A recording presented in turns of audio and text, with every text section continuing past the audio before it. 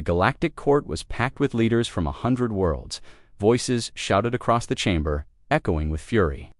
At the center stood Kelter, the greatest warrior the galaxy had ever known. He had led armies, won wars, and brought peace between empires. Now they called him a traitor. Kelter is guilty, roared the Chancellor of Elenoth. One by one, the alien leaders stood, raising their fists and shouting for justice. But their justice was not real. It was fear, jealousy, lies. Kale said nothing. His golden armor was cracked. His hands were bound, but his eyes, they still burned like fire. From the corner of the hall, a voice broke through the chaos. "You're making a mistake," she said. The chamber went silent. Everyone turned. A single human officer stood tall. Commander Reyna of Earth, young, calm, brave. "Earth will not join this lie," she said. A Sarnak general laughed. "Do you speak for your whole planet?" Reyna stepped forward. "I speak for what is right." The council was stunned. Kale looked at her not with pride, not with hope, but with quiet respect. He knew what was coming. The vote was taken. Kelter was exiled, stripped of his titles. Hunted, the galaxy had turned its back on him. But one world did not, and Earth would soon remind the stars why loyalty is more powerful than fear. Kelter stood on the platform of his warship, watching the stars he once ruled. Just days ago, he was a hero, honored, trusted, feared. Now, every screen in the galaxy showed his face with one word: traitor. His second in command, a tall alien named Vorak, approached with cold eyes. "By order of the High Council," Vorak said, raising his weapon, "you are to be captured." Kale looked around. His soldiers, his own army, stood behind Vorak. All of them had their weapons pointed at him. Kale didn't run.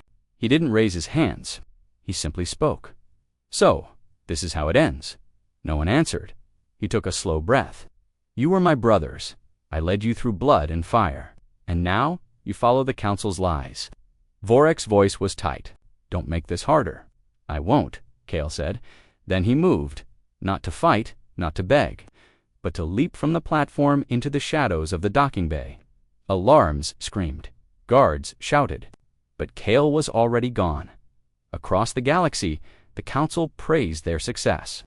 "The traitor is fleeing like a coward," they said.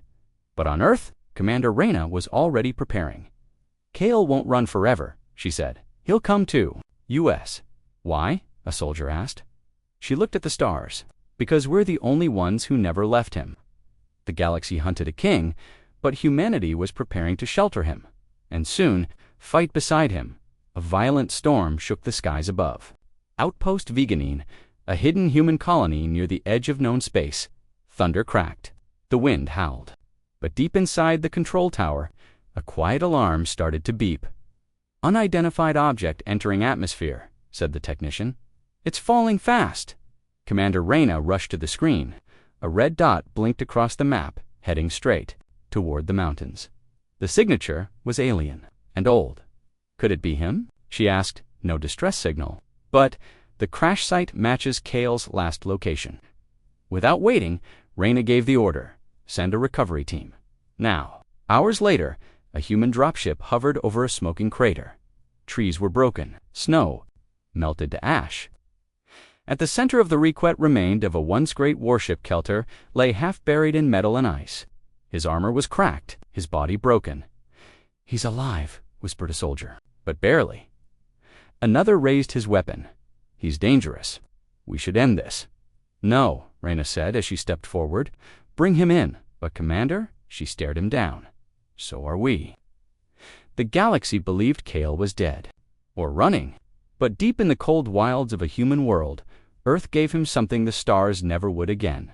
Shelter. As medics worked and soldiers watched, one thing became clear. Humanity wasn't hiding a traitor. They were protecting their future ally. And soon, the galaxy would find out what that meant.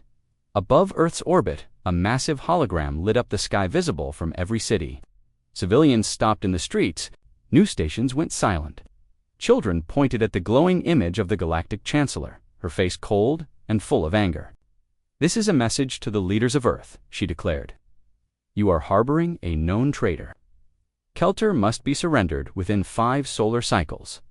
Refuse and face the consequences." The signal ended. Silence fell over the planet. Inside Earth's Defense Command, alarms were flashing red. Generals shouted orders. The room was tense, but not afraid. Commander Reyna stood at the center, arms crossed. "They're testing us," said Admiral Chen. "They think we'll fold." Reyna shook her head. "They think we're still weak." A private meeting was held. Earth's leaders listened as Reyna explained the truth, the trial, the lies, the betrayal. She spoke of Calais, not as a threat, but as a man the galaxy feared because he knew too much. "We're not protecting a criminal," she said. "We're protecting justice." The Council's second message came 3 days later. This time, it was shorter. Last warning. Earth didn't reply with words. Instead, satellites began to shift. Defense grids powered up.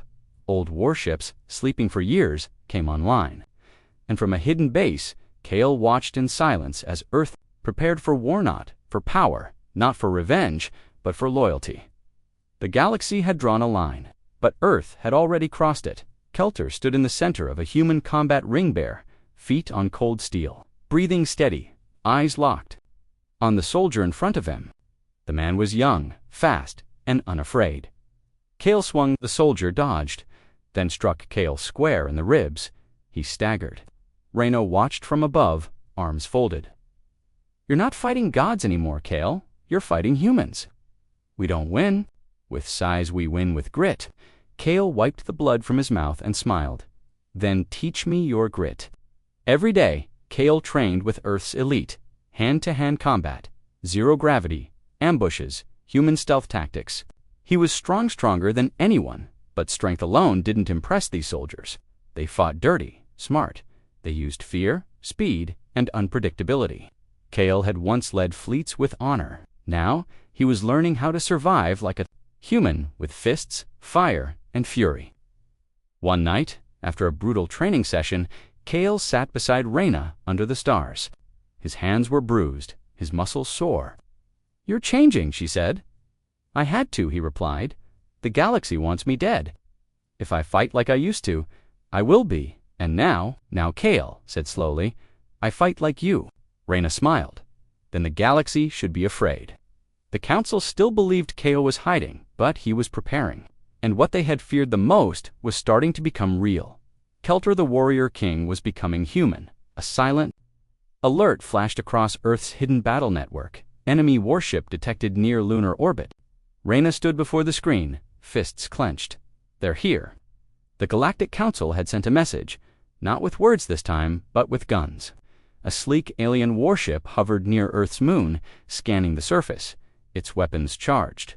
The message was clear: surrender, Kale, or suffer. Kelter watched from the shadows of the underground base. His armor, rebuilt by human engineers, now bore Earth's insignia.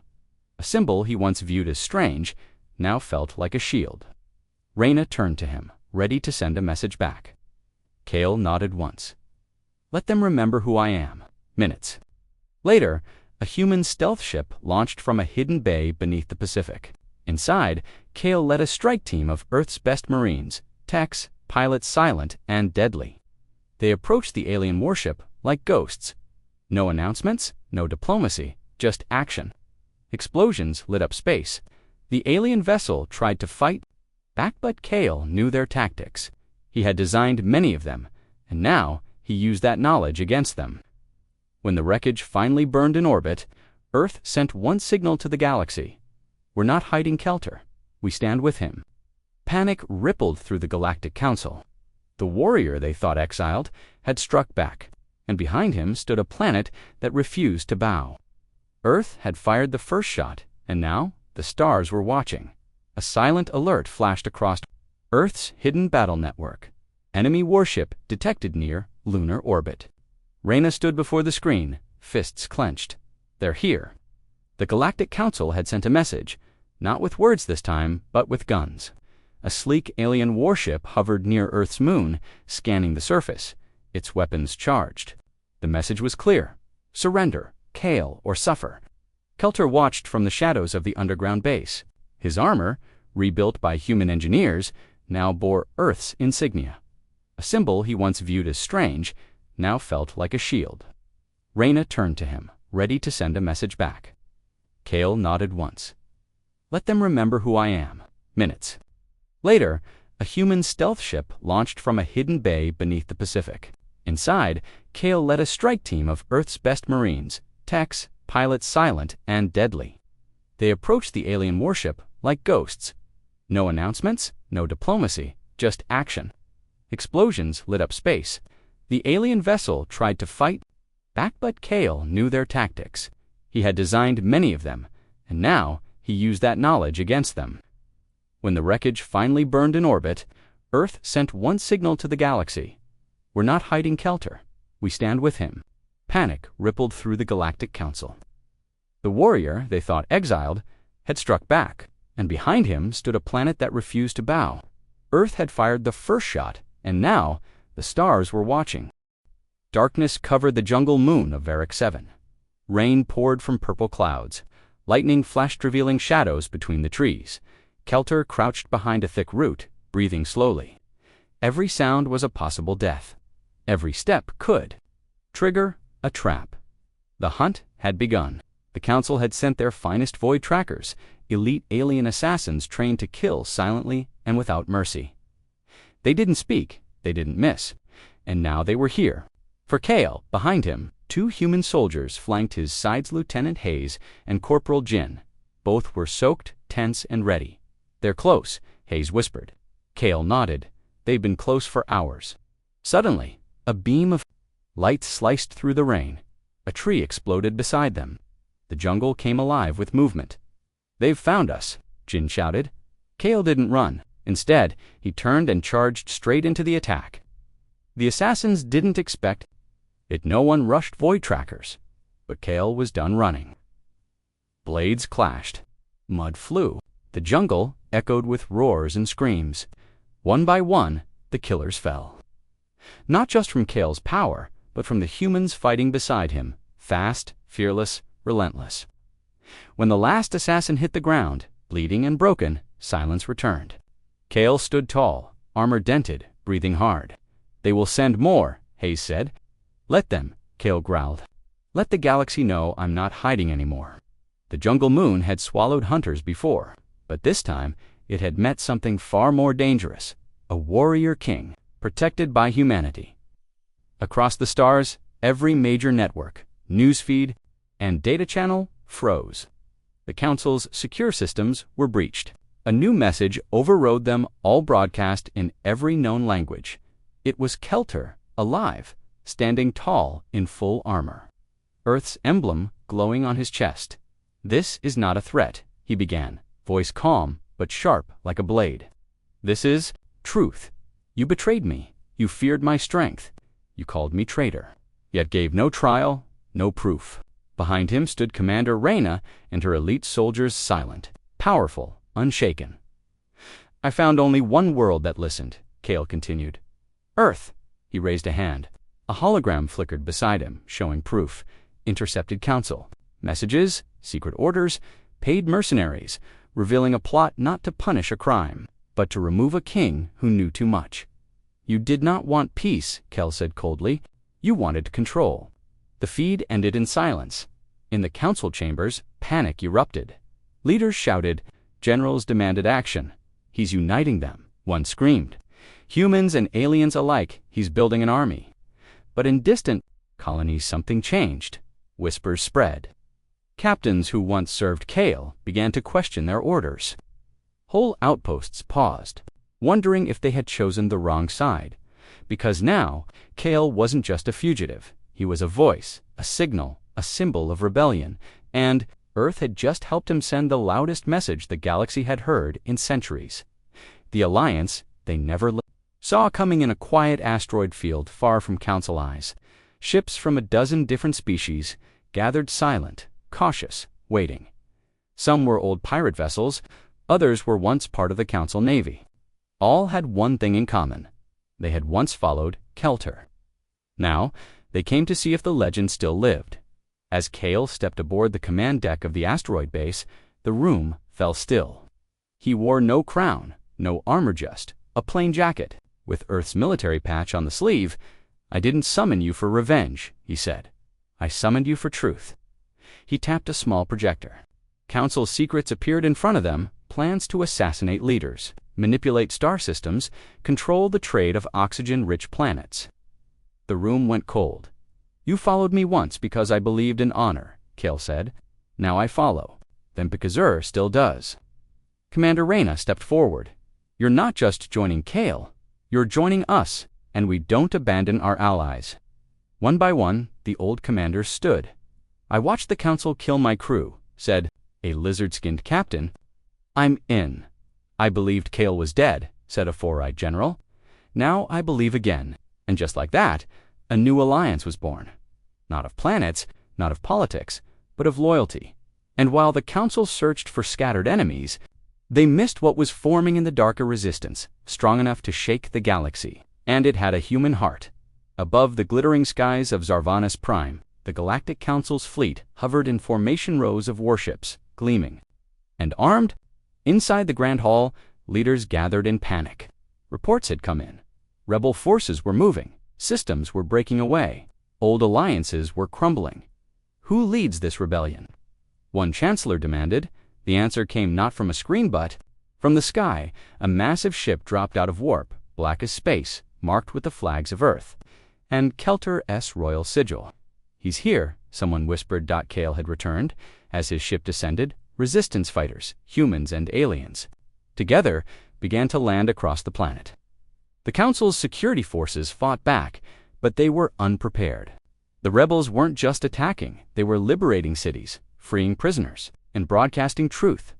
From the front line, Kale walked through fire and rubble, his armor reforged, his sword glowing. Reyna marched beside him, leading Earth's elite units. "Is this revenge?" she asked him quietly. Kale shook his head. "This is justice."